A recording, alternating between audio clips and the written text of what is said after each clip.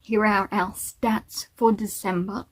We had 11 books, 3,465 pages, and the average time to finish a book was 1 day. It's pretty impressive.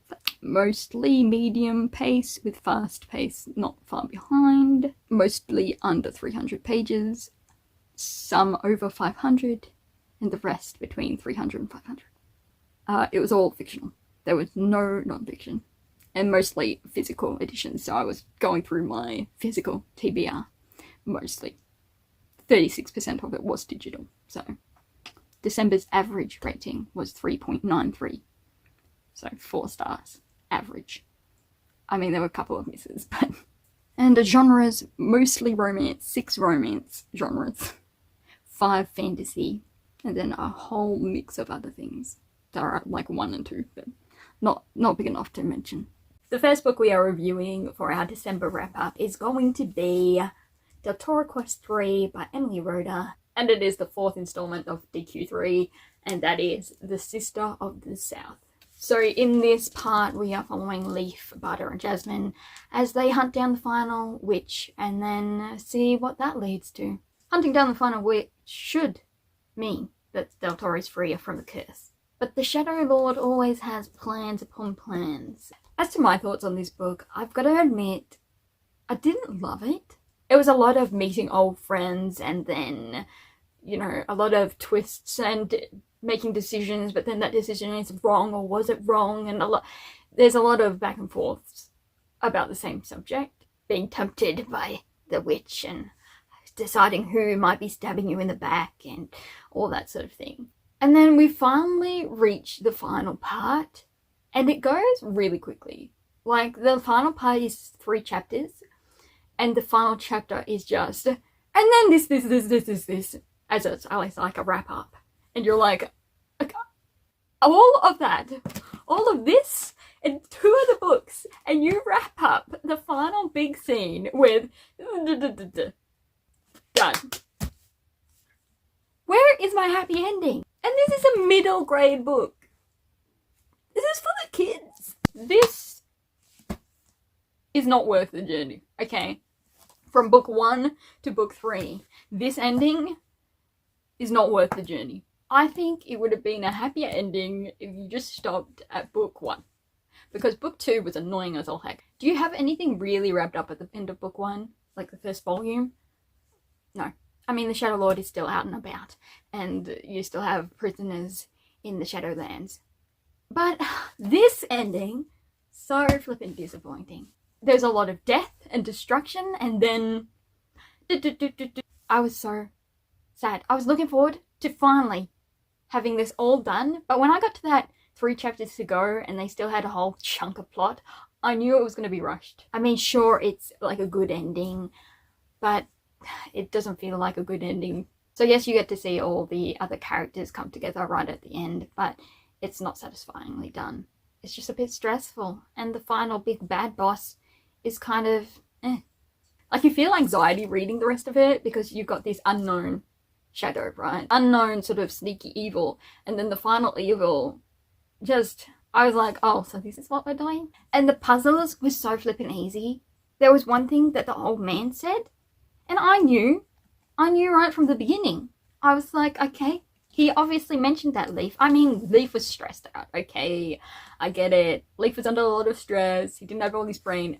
I swear this book, you can sum up Leaf's brain and thoughts with book 1, book 2, book 3, book 4. It's just his level of IQ just, I mean, it's written okay, but it's just, yeah, for the final part of this huge series, it's a little disappointing. The book 1 was pretty good, but I wouldn't recommend reading the rest of the books. You can just make them a happy little crew. You can even have Cree and Philly have a big role and be cute.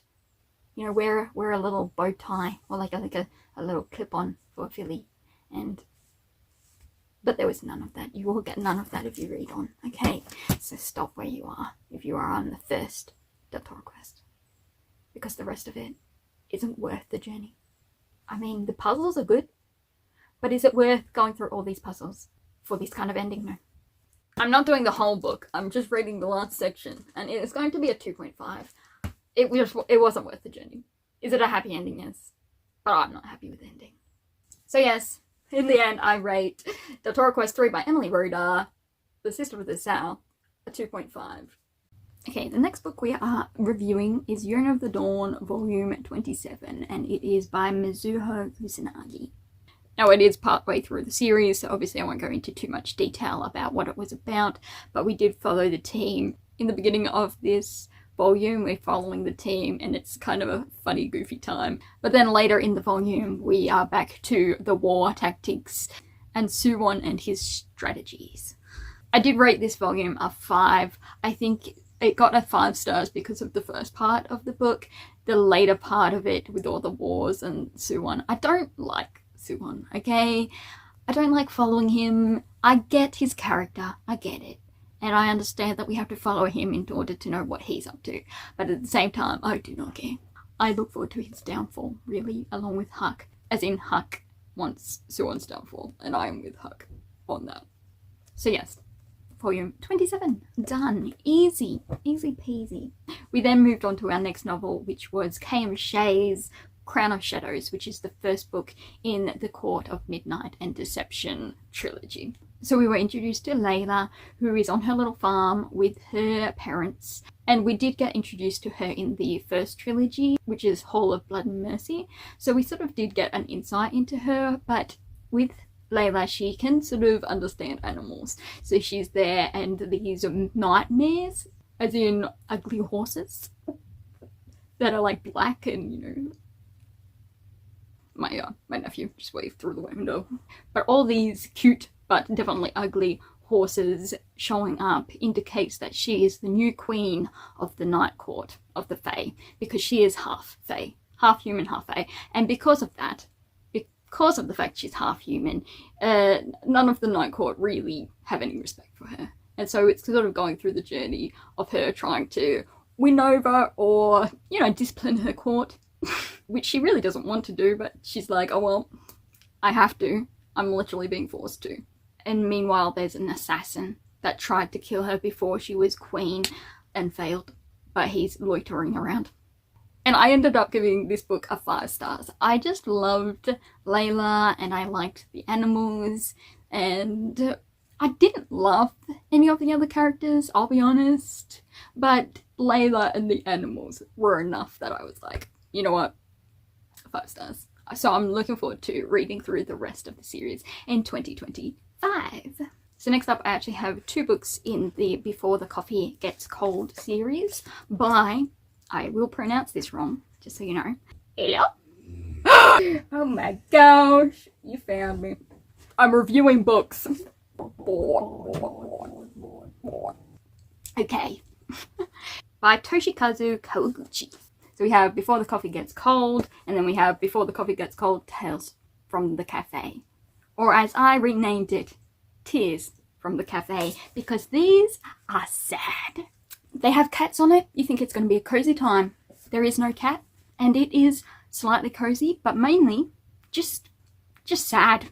Makes you cry your little eyes out. It is a melancholy feeling by the end of each time travel, because in these we are following just different characters as they time travel using this certain cafe's system. So there's certain rules about how you can time travel, as in you have to be in the cafe, you have to meet with someone who has been to the cafe, and you can't leave your seat, you can't change anything in the past, etc, etc. They do repeat the rules every single time, so you're not going to forget them. But yes, this is like a literary fiction with some sci-fi time travel stuff going on. And I ended up rating these both a 4.5. They made me cry, so I had to take them in sections because a lot of tears were shed. A lot. Bawled my little eyes out. It's a really emotionally connective stories, as in you connect to characters in a short amount of time and they wreck you. Also, no one is safe in these. So if you think, oh, what a lovely character, they may end up dead. Okay. Anyway, so, well, before the coffee gets cold, I gave it a 4.5 for both of them. Next we move on to A Sports Romance by Emma St. Clair, and it is A Groom of One's Own. And it is part of the Appy series. I believe it's book 3. And it follows one of the players who is going to be deported if he doesn't marry. And so he's like, well, I don't really want to do this, but hey, maybe there is an option for me. And that option is the vet assistant lady of a nearby pet shelter that he goes to.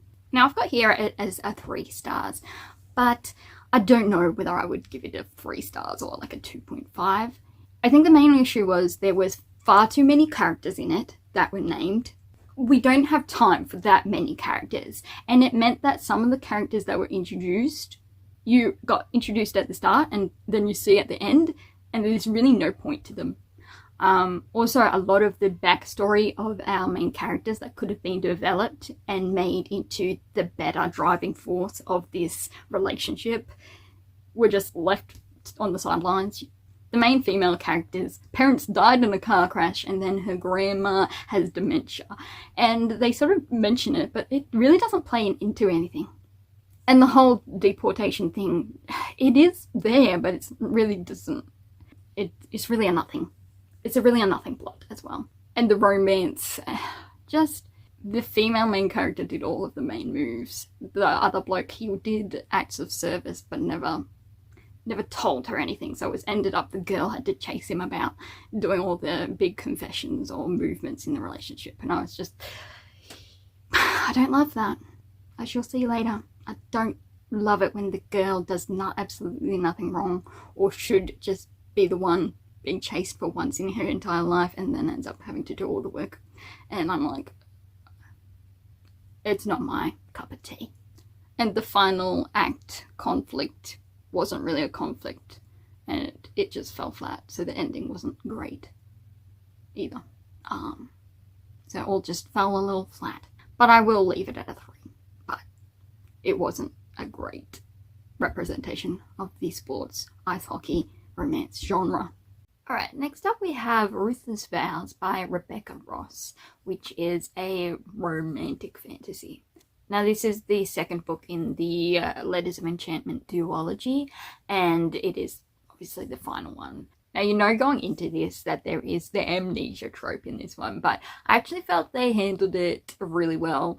I didn't feel the usual at amnesia tropes. I'm usually not a big fan of amnesia tropes, especially when there's things like war, where obviously, you know, they start working for the bad guys, not realizing they're the bad guys, etc, etc. But fortunately, they didn't really do that. I mean, yes, there's a short period, but it doesn't go on and on.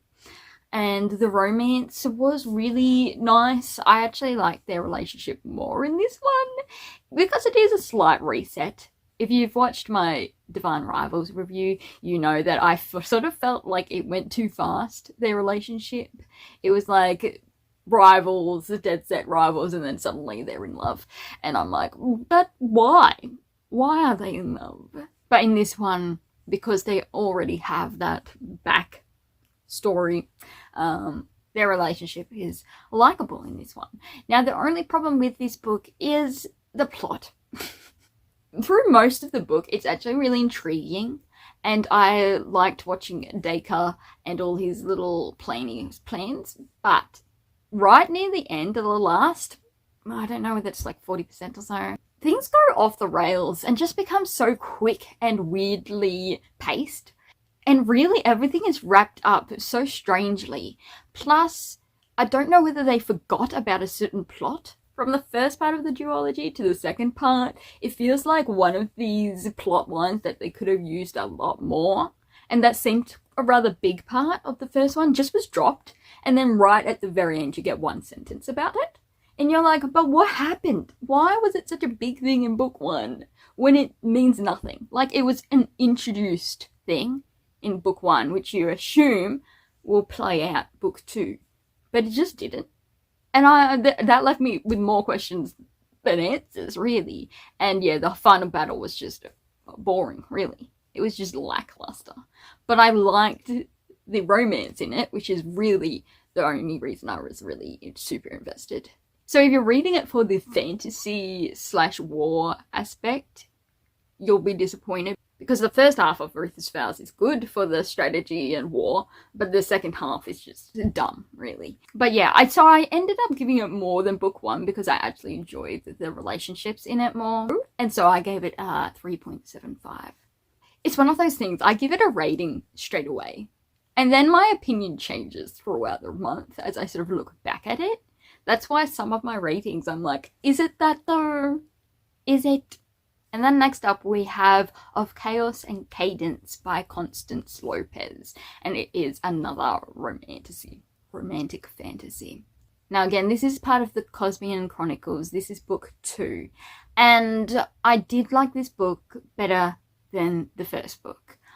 Following the characters was a lot more interesting to me, and I wasn't openly going, oh, at the characters like in book 1. The only thing is, the male character in this is interesting to follow. He is the mage from the first book, and he is going and trying to find these other mages and his best friend. So he's out and about trying to track them down, figure out what's going on, and meanwhile the female character, and her whole thing is that she wants to get rid of or control her human magic, because she's a half human, half elf, and so she has both magics, but she can't really control it. And so she's pretty much just training the whole time and trying to track down her shadow, or whatever it's called. Mages have like a second person, and I can't remember, a guide, I think it is, a guide maybe. Anyway, and so she's looking for that person as well.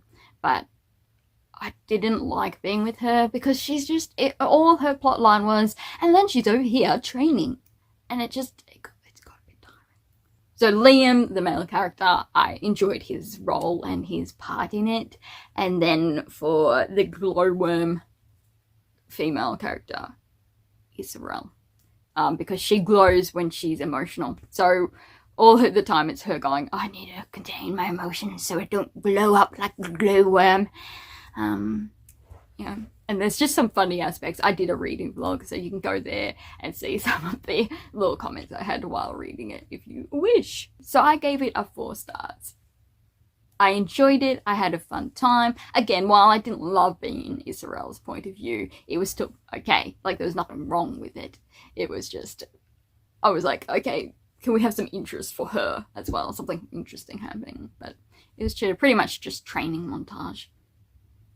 But mostly without the detail, just Israel's over here training. The next books I read to reach my 2024 reading goal, which I did. And so I started off with The 5 Find Outers and Dog, The Mystery of the Disappearing Cat by Enid Blyton, and it is the second book in the 5 Find Outers series. There was a lot of trespassing happening in this one, but you know, there was a crime taking place which was worse than the trespassing, and honestly I think the old lady who owned the place they were trespassing on would have been fine with them trespassing, so it wasn't a super big deal, but still there was. And again, Bets, Frederick and Buster were the MVPs. The rest were there and they were being mean and not bullying, but just they call Frederick Fatty because his initials are FAT. Frederick Algernon Trottville. But Frederick doesn't like the name, and he expressly tells them he doesn't like it. And yet they continue to call him Fatty. And then Bets, she always finds the best clues. And while I have to admit, maybe she finds the best clues because they exclude her all the time. But by now, you'd think they realise that, oh, Bets is always the one to find the best clues. Let's bring her along. Because again, she was the most observant of them. Her and Frederick, most observant. Buster was the best sidekick. He was chasing everyone down and sniffing down clues. So again, I like that trio, and I just could have dropped the others off, really. And the mystery, I did figure out the mystery, but I am, 28 years old. So I don't think it's meant to be up to my deduction abilities, because I figured out who the bad guy was and how they were doing it pretty quickly. but it's a good book. Probably not the best mystery of the series, but still enjoyable with the little twists and turns. Next we have my most disappointing read of the month, and that is my Christmas contemporary romance, Cowboy, My Frosty Fake Christmas Date by Cassie Bowen, or Bowen. So in this book we were following Tucker, who is a cowboy, and he was getting kicked off his land where he's housing his cattle, and so he's trying to find new land in a town where everyone dislikes him. I don't know why he especially needs land where everyone hates him. I don't know why he couldn't just go elsewhere, but plot. And then we also follow... I hate when blurbs don't have the name of the girl. It's all in I point of view, like the blurb, and you're like, but who am I? And then we follow Julie, who pretty much is just going home for Christmas, and she's single. But in town is her ex-fiancé, who cheated on her with her best friend. And since it's been years since that happened, everyone's like, oh, she's still not over him. Oh, when are you going to find someone? Oh, you poor lass. And her father's trying to set her up with blokes as well. But the detail is that Tucker is the ex-fiancé's ex-friend. Because, well, Tucker may not have been very approving of the ex-friend's decisions.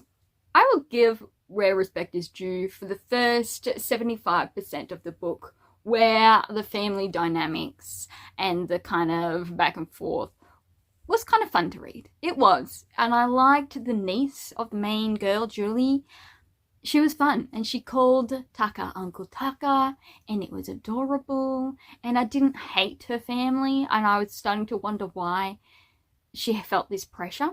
But there were some weird comments being thrown around, like, oh, ex-fiancé and ex-friend, they can't come to the Christmas party you guys host because they're never invited. I wonder why. Because it's known that the ex-fiancé is a pathological liar and cheated on his then fiancé in front of everyone. Like, he had no shame over it. I wouldn't invite that kind of person around ever, let alone to my Christmas party. But it's all like, oh, because of Julie, they don't get to come.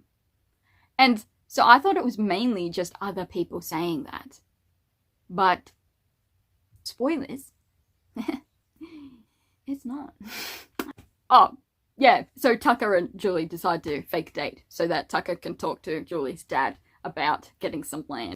And Julie can have a Christmas where everyone's not just going, oh, you poor thing, you're not over your cheating ex. And she's like, I am, I literally am. I just haven't found anyone else because, you know, might have trust issues. I don't know why that would be. But the first 75, I didn't hate it. I was enjoying myself. But then in the last part with the final conflict, let's just say that all went down the hill. And I hated everyone but Julie and the niece. The niece never did anything wrong. But literally it was the most nonsensical ending, and I despise it.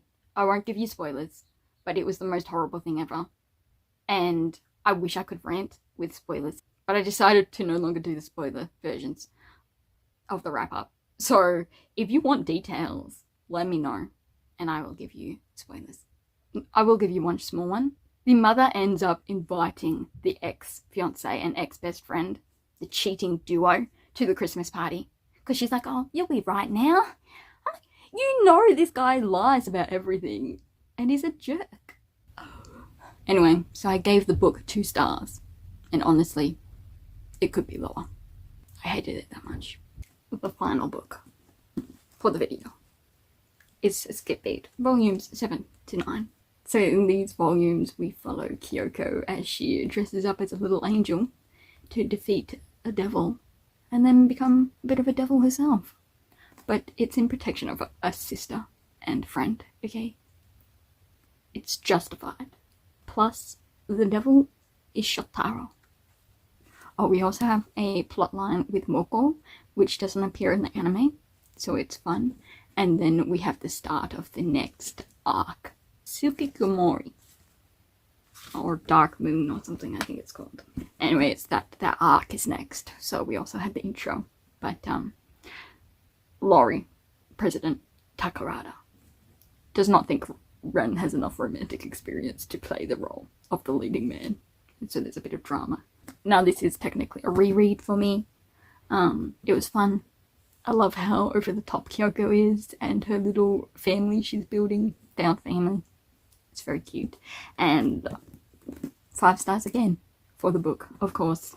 I think Skip Beat will pretty much always be a 5-star read for me. A slice of life romance shoujo manga. So that wraps up our December of 2024. We are now in December 2025. No, we are not. January 2025. So it's a new year. I'm looking forward to some new books. Hopefully finding some new favourites. Maybe a few new authors as well. But that does us for now. So until next time. Peace.